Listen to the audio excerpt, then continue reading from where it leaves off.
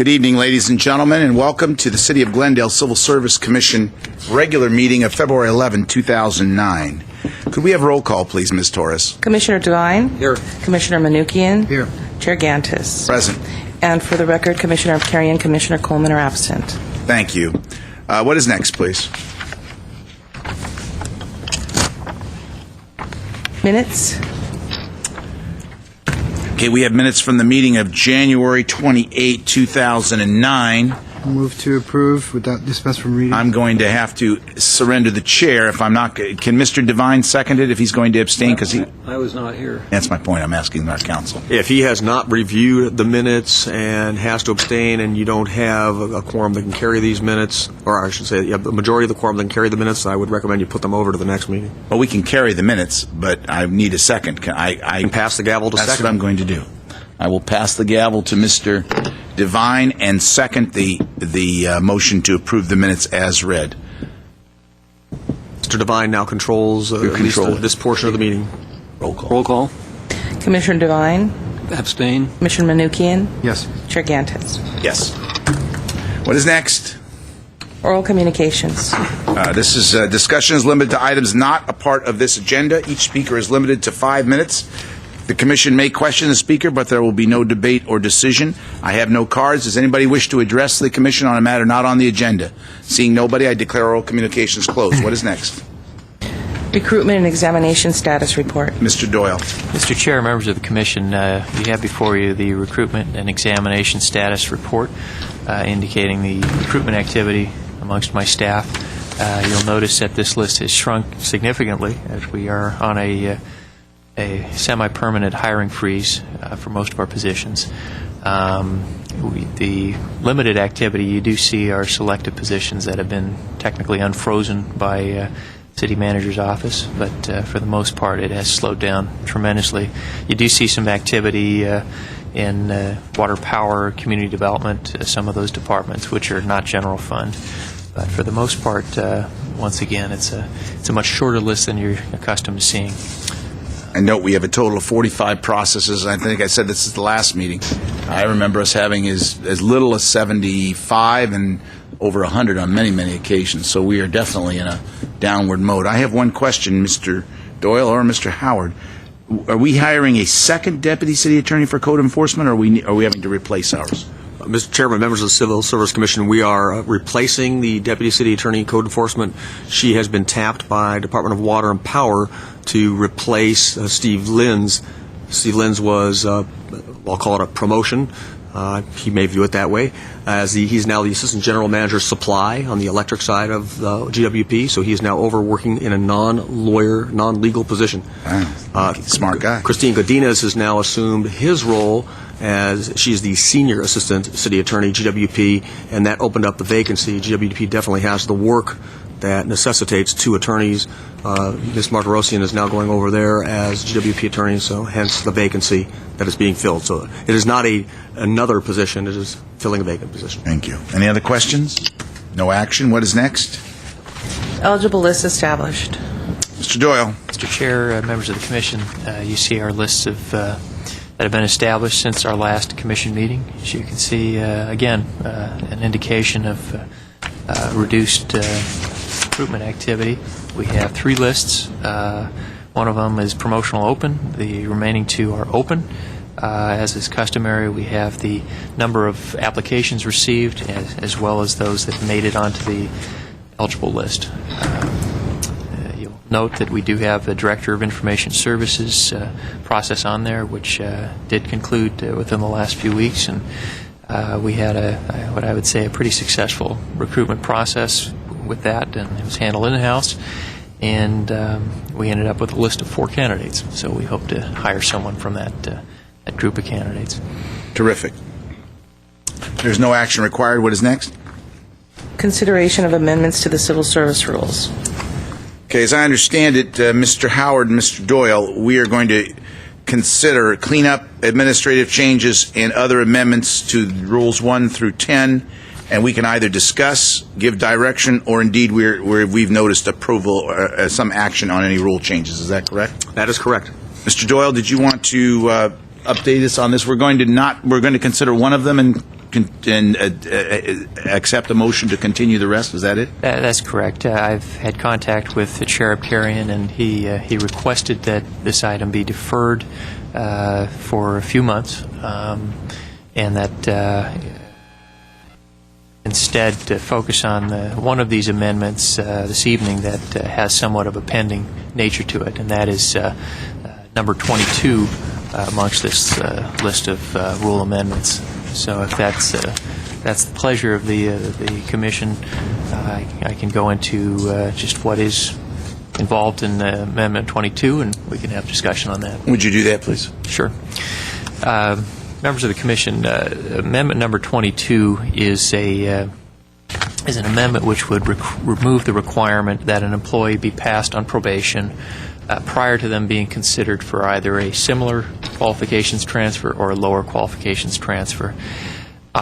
We have the situation come up every now and then where the department would like to have the flexibility to move an individual around who may not be succeeding in one at the given level that they were hired at.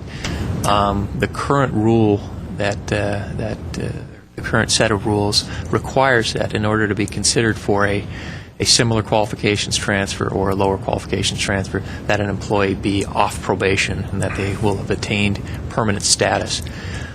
We often encounter situations where an employee will be newly hired or even newly promoted into a job.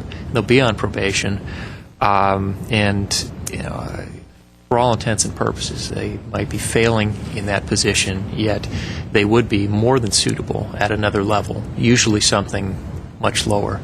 And again, this particular rule amendment would enable the appointing authority to recommend another position for that individual as an alternative to failing them on probation. The most common example of this I can think of would be in our police department, where we expend a great deal of time, energy, recruiting for, doing background investigations and training and sending the individuals to an academy. Very often we'll have a candidate who is a police officer during their probation, and unfortunately, all things aside, they're just not able to succeed in that position. And after having gone to all the time and expense of training this person and doing the background investigations, there are often times where we'd like to just place that person into another capacity within the police department in a non-sworn role, either as a jailer, a dispatcher, within the records department, something along those lines. Currently, we don't have the ability to do that. This rule amendment would, again, enable that type of a transfer for someone who's on probation.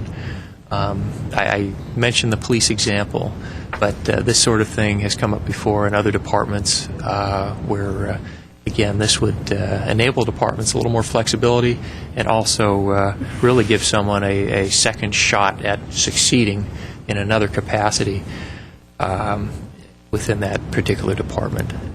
So with that, I do hope you would have the ability to consider this amendment. Chief Adams of the Police Department is here, and I think he would like to be heard on this item as well, Mr. Chair. Chief, always good to see you. Good evening, Mr. Chairman and members of the Civil Service Commission. Mr. Doyle is correct in that I am a proponent of this change. I think it would be very useful to us as departments. I know that there have been a number of occasions in the police department where we've had a good quality candidate that we've hired into one particular position that, although they were a good person, they just weren't able to perform up to the standard that we wanted them to perform in a higher position, say either as a dispatcher comes to mind or as a police officer. As you know, in all positions on the police department, we invest thousands of dollars in background investigations and so forth before we even hire somebody and put them into a probationary status.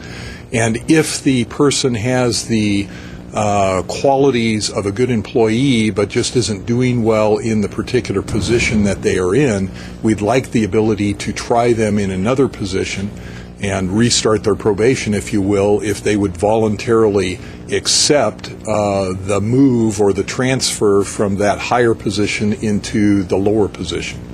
And I think that that would be a win-win for the city.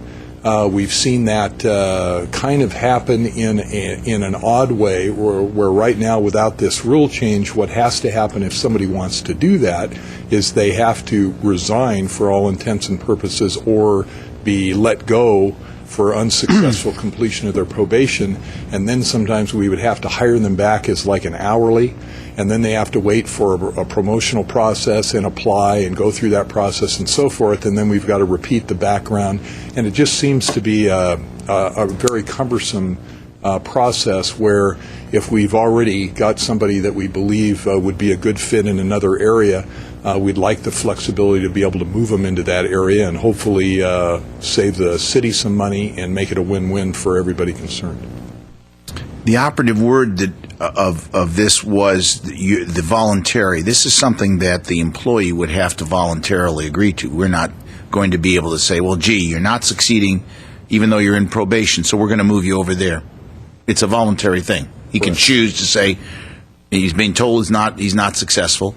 Clearly, during his probationary period, if he's not successful, no matter who he is or she, they can be terminated without cause because they're during probationary period.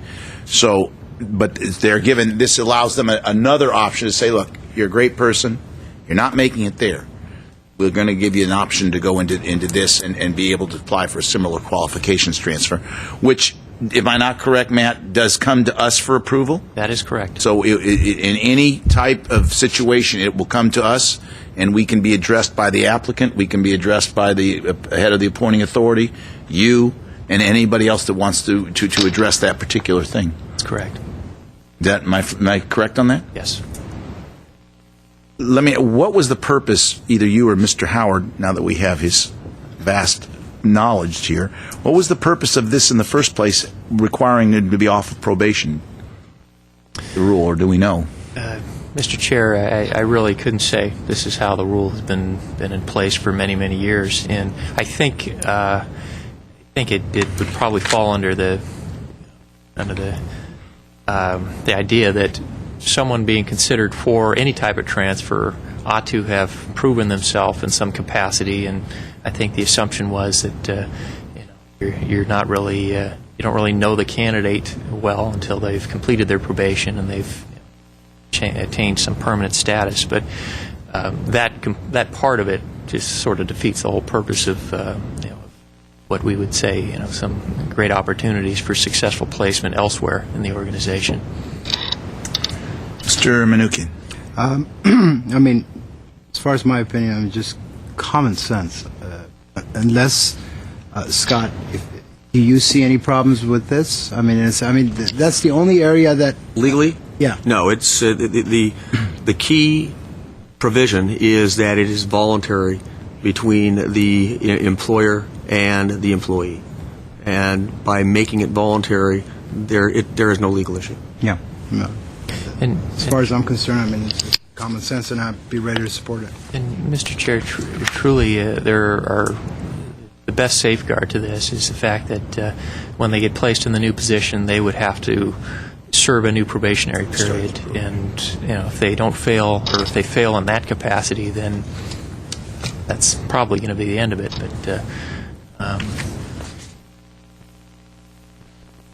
But ostensibly, even if they're failing in that new capacity and they find maybe something else, we really like the employee, they can go somewhere else, applying for, again, coming to us for another similar qualifications transfer. Correct. Commissioner Devine. Well, I, too, agree with the concept. I think it's a great idea, and I'm glad that it was proposed. I do have 4 quick questions, though, on kind of the logistics of how it works. Suppose you have an employee in that situation, and he wants to transfer to a lower or similar position. Suppose at that time there are no positions open, or there might be one pending in 6 or 8 months. What do you do with that employee? Do you keep him in the position that he's not doing well in until it can be made? or do you allow the probation to fail, or what would be the thought on that? Oh, Mr. Chair, I'll answer that. If that were the circumstance, if there were no opening, then we probably wouldn't explore this as a realistic option, because that would just imply too much risk to keep the person in that higher paying job, allowing the time to toll towards their probationary period, and we wouldn't want an individual to pass probation in a position for which they're not succeeding. So that probably wouldn't be a circumstance. Now, a department may want to take that position and budgetarily reallocate it downward, and if the individual has been hired in, let's say at a planning associate level, and the expectations for that position are somewhat high. That's a journey level position within the planning department. The person's not succeeding, but they are a very good individual, lots of potential, just need more seasoning. The department presumably could request a budgetary reallocation to downgrade that position to a planning assistant position, which is a lower paying, entry level type job. And that type of a scenario, I think, would be possible. But for the most part, unless there's an identified opening, probably wouldn't pursue this sort of a arrangement. The second question, the title on this thing is similar qualification transfer and lower qualification transfer. Can you explain the difference? When you say similar, does that mean they would be transferring into a same level of job or same pay of job, or is this being designed to have them go definitely into a lower paying job? The difference between the two, a similar qualifications transfer is more of a lateral move. It would be a comparable position elsewhere in that department that either pays the same or has a similar level of skilled requirement. And that, again, that might be the appropriate method of addressing this.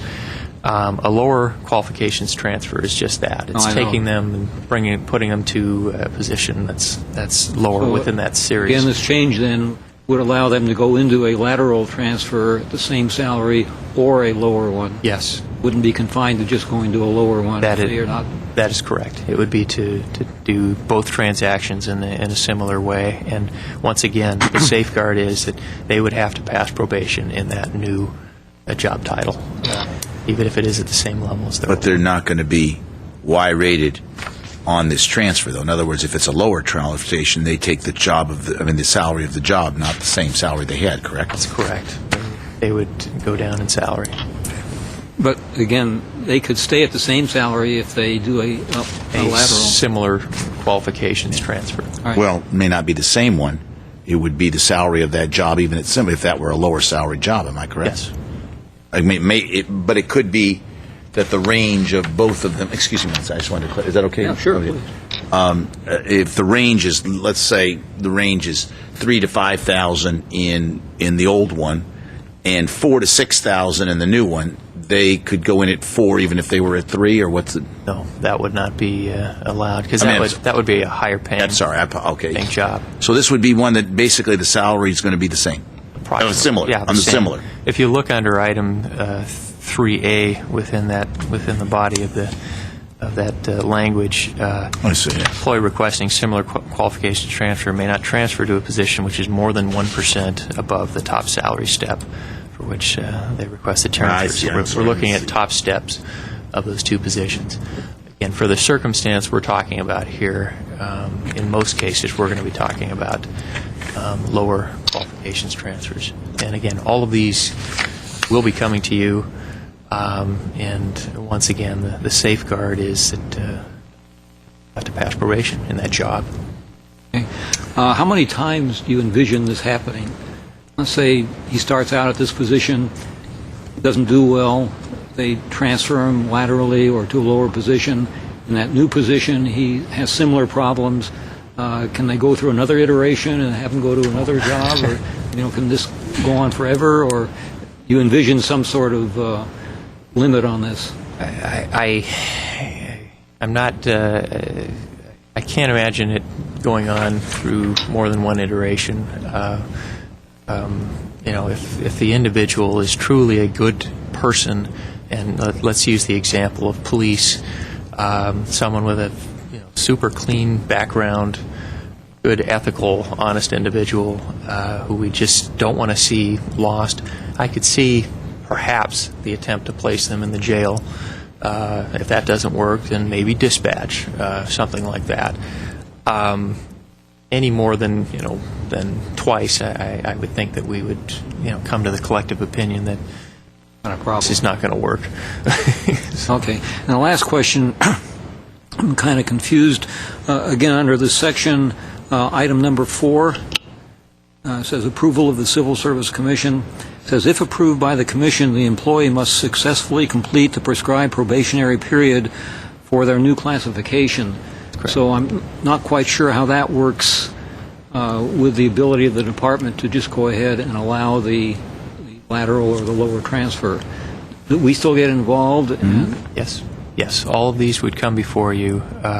And again, if we're taking someone who's an electrical line mechanic and they're on probation and they're not succeeding in that, but again, a lot of good qualities, a lot of good skills, and it's determined that they would be much better as an electrical line helper, lower paying job, a lot less skills required. We would place them in that job pending approval by the Commission, and then they would start to serve, as per item 4 there, they would serve a completely new probationary period for that new position, because they're being put in a new classification. But again, if they're in that new classification and 3 months down the line, let's say a 6-month probation, 3 months down the line, they're in a similar situation where they're not doing well. And let's say he's a fantastic employee and you want to keep him, and there's another job, maybe still lower. Under this heading here, it says he has to complete, but yet you would be moving him at 3 months before the probation was completed into the second job. So is that a conflict with what is said here, where it says he must complete the probationary period? Are you talking about for the first position or the second? The second. Yeah. Again, the action would be to essentially fail that person in that second position, or again, we're looking at this as an alternative to failing him. The person does not have to serve the entire probationary period in order to be failed or interrupted. Okay. A newly hired individual could be fired or failed on probation after a week on the job. Next day. Or the next day. Okay. Typically, the probationary period is going to be 6 months or 1 year, and that person is deemed an at-will employee, probationary employee, who can be removed for any reason during that probationary period, at any point during that probationary period. So they wouldn't have to serve the full amount of time in order to be either failed on probation or moved to another classification. Okay, I think it's a great concept, as I said, and I move for approval of the... Mr. Coward wanted to make a comment. Well, I think Mr. Doyle captured it quite well. I was going to note that the language that you're focusing on, Commissioner Devine, is in Section 4 of the proposed rule, and it was really intended to ensure that there can be no mistake that once you're placed in the similar or lesser position, that you're going to have to complete probation. It wasn't intended to mean that once you do that, there's all of a sudden a conflict with the requirement that you complete probation, but the need then to say, well, since you didn't complete probation, we can't really transfer you. It was really to essentially send the message so that there's no misunderstanding that once you get in that new position, there's a probationary period, you've got to complete it. Okay, I'm with you. Thank you. I think Mr. Mnuchin wanted to make a motion. So. No. I move for approval of the rule change. Moved by Commissioner Devine. Second. Second by Commissioner Mnuchin. Could we have roll call, please? Commissioner Devine? Yes. Commissioner Mnuchin? Yes. Commissioner Gantis? Yes. And we need a motion to continue amendments numbers 1 through 21 inclusive, and amendment numbers 22 through 29. And why don't we have a date certain of May 27th, last meeting in May? So moved. Second?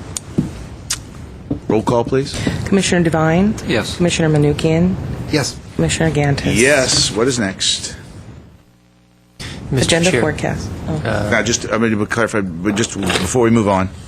Now, this rule change that we approved goes to the City Council for approval. Is that That correct? is correct, Mr. Chair. I was just going to indicate that I will be placing this on the agenda for City Council sometime in the next, probably in the next few weeks. So that'll be the next step in the process. Good. Thank you. What is next? Agenda forecast. Mr. Doyle. Mr. Chair, members of the Commission, you have the agenda forecast before you. The next meeting in February, on the 25th, we have a couple of reports. In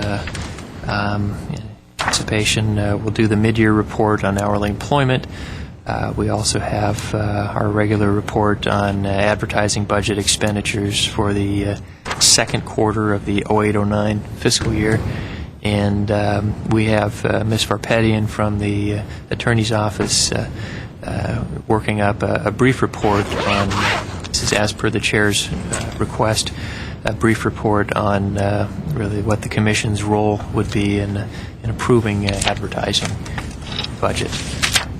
And aside from that, we'll also be bringing back the rule amendments for May 27th, as per your direction this evening. Okay. Any questions? What is next? Reports and information past due employee performance evaluations. Okay. Well, this is the time that we generally leave for Commissioner Coleman to read those that have no past dues. And leading off the list is none other than the City Attorney's Office, thankfully, City Clerk's Office, City Manager's Office, Community Development and Housing, Development Services, the Library, Parks and Recreation and Community Service, and that's it for the list today.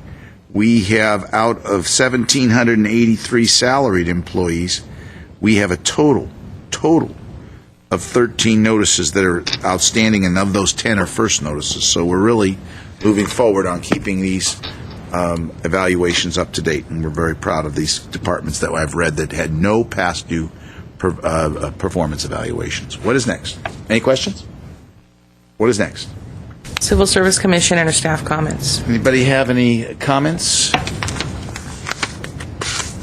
I will be not at the meeting on March 11th. I think I've told everybody. Thank you. Appreciate that.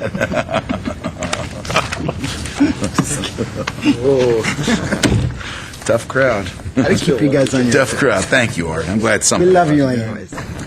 And, of course, Roy, I did talk to Roy after the last meeting, and he sounded up. He has another surgery, but, Roy, we're always thinking about you, and you're still here with us, and we're hoping everything goes well. You sounded fabulous, and I was excited to talk to you. Anything else? Any other comments? What is next? Closed session. We have none. We are ready to adjourn. Move to adjourn? We are adjourned.